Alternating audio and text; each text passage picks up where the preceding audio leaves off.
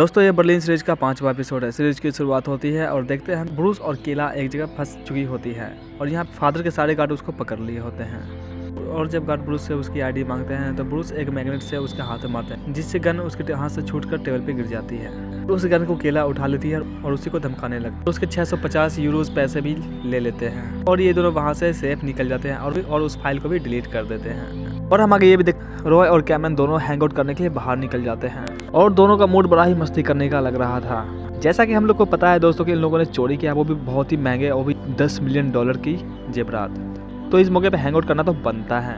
और कैमरन एक बहुत ही शानदार कार चुरा लेते हैं और चुरा कर लेकर भाग जाते हैं और चुराने के बाद वहाँ पहुँच जाते हैं जहाँ कारों में रेसिंग हो रहा होता है। और कैमरन वहाँ के रेसर से एक चैलेंज करता है। चैलेंज ये था कि अगर ये जीत गया तो इसको पैसे मिलेंगे और ये हार गया तो इनको अपना कार देना पड़ेगा दूसरे रेसर को।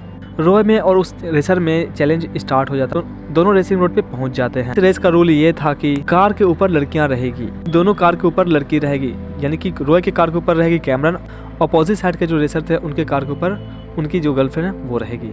दोनों में रेस स्टार्ट हो जाता है और काफी देर तक रेस चलता रहता है। रॉय इस रेस में जीतने ही वाला होता है। उसका बॉयफ्रेंड का कॉल आ जाता है और ये चीज देखकर कैमरन बहुत ही ज्यादा भावुक हो जाती है और रॉय को बोलती है कार रोकने के लिए। रॉय जीतने ही वाला होता है पर अब वो अपना कार रोक देता है, जिसकी वजह से वह इस रेस में हार जाता है और कैमरन बहुत ही ज्यादा इमोशनल हो जाती है।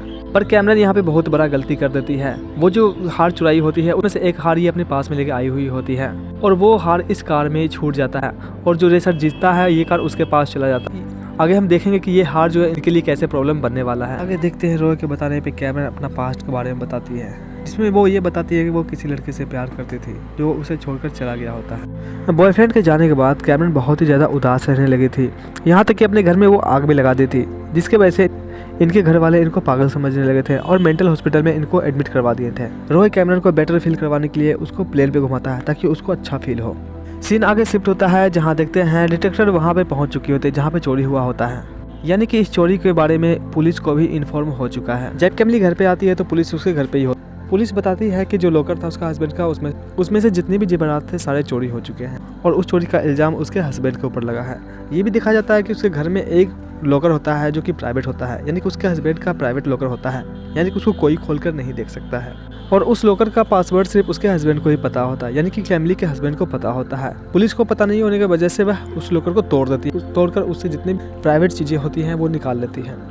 सीन आगे शिफ्ट होता है जहाँ देखते हैं कैमली बर्लिन को अपने घर पे बुलाती है और बताती है कि उसका हस्बैंड के लॉकर से चोरी हुआ और उसका इल्जाम उसके हस्बैंड के ऊपर लगा है और ये बताते वक्त बहुत ही ज़्यादा सैड होती है। और इस एपिसोड का अंत यहीं पे होता है। देखते अगले एपिसोड में चोर का पता लग पाता है या फिर नहीं। तब तक के लिए बने रहे हमारे YouTube चैनल से।